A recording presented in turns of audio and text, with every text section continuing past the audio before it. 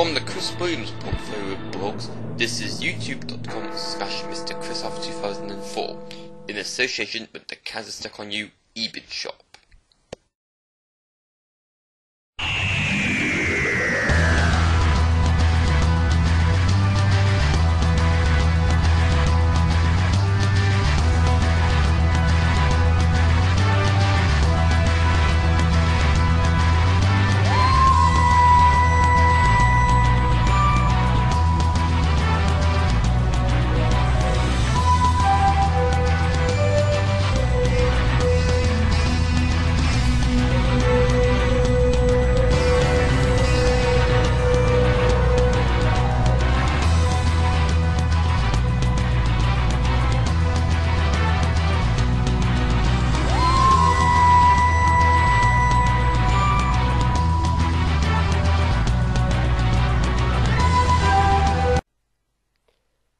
Hello, I'm Chris Williams. Welcome to my video blog for Saturday, November the 27th, 2010.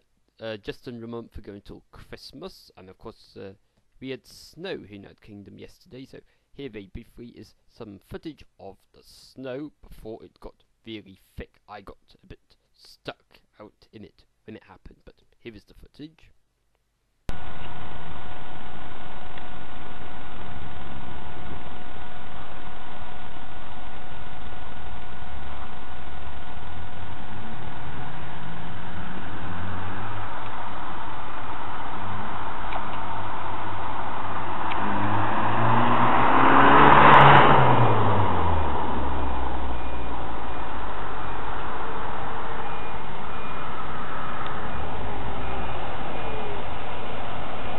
So yes, very nice snow. Right, in this blog I want to talk about the latest book by Roger Penrose, who is a famous astrophysicist from Britain. This is one of his previous books I've got here, The Road to Reality.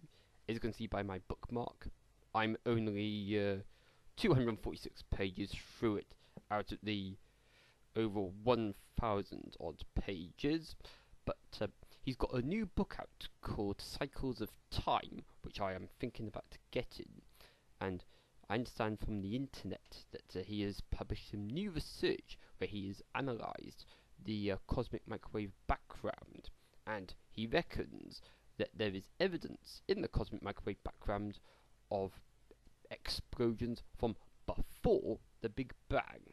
Well, I think he's wrong because I'm not as much of an astrophysicist as he is, so he might be right, but I think that there is one singularity where the Big Bang happened, and that Professor Penrose is saying with his work that before the universe that we know now, there were galaxies previously that collided before what we know to be the Big Bang. He says that these galaxies and their supermassive black holes collided, released energy, and then led to inflation, which led to our universe as it is now.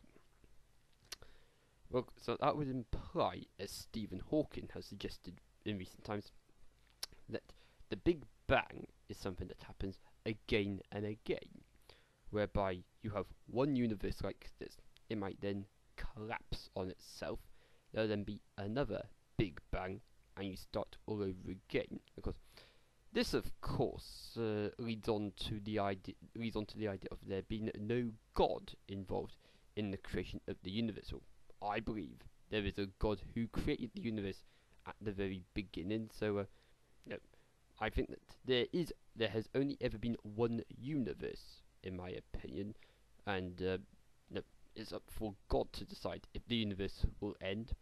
I think it's nonsense to say that there are M-brains and parallel universes instead of universes married to universes. What I'm trying to get at with this book is I think that these astrophysicists are they're struggling to come up with answers to some of the fundamental questions in astrophysics and cosmology. So they're coming up with all sorts of nonsense where they're saying, this explains this, because their theories then imply that there is some activity that is inconsistent with real-world observations. I have got a magazine actually where Professor Penrose gives an interview advertising his book. I understand that his book, Cycles of Time, which I'm planning to buy, is summarised by this article I've got here on the internet.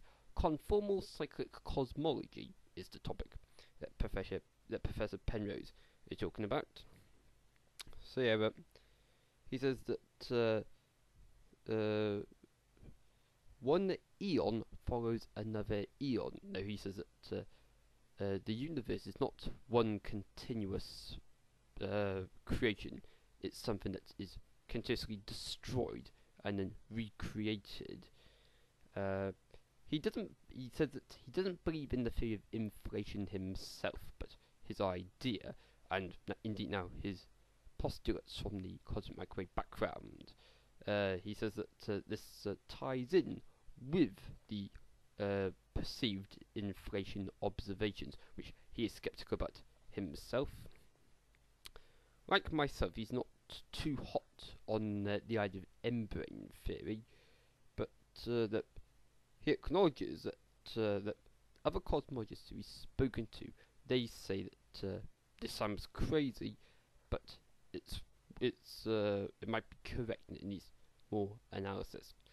Well, although we can't say at the moment if Professor Penrose is correct with his current ideas, equally we can't say that Stephen Hawking is correct with his ideas about M-brain theory and other such topics about parallel universes.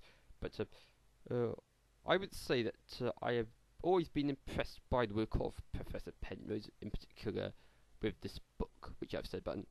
I do plan to read more on this topic in his book, Cycles of Time, but very interesting from an astrophysics point of view. I don't think we will ever know definitively what the correct answer is, but some ideas seem stupid, others seem clever, but how about what if the cosmic microwave background map does not necessarily show what we think it shows? Now, how can we definitely be certain it goes as far back as what scientists think? I do know that if you take a Fourier transform of the cosmic microwave background, you end up with some data about how much cold dark matter there is, and you find out about the magnetic dipole and other things like that. But of course, how can we be sure that this is definitely what the data is telling us? Food for thought. I've got lots of work on this topic. I've just finished reading the book about the Kobe space probe, which was the forerunner to WMAP and Planck, which have been working on this work in recent times. But we've come a long way in the last 30 years where cosmology is concerned, and it would be nice to have some answers eventually, but it seems that as God doesn't live with us, we're unlikely to find out for sure what the correct answer is, which is the correct theory, and it's likely that there will be even more theories to evolve over the next few decades. Very interesting time for astrophysics and cosmology. Okay, I'm Chris Williams, thanks for your time, and until next time, it's bye for now. Bye bye.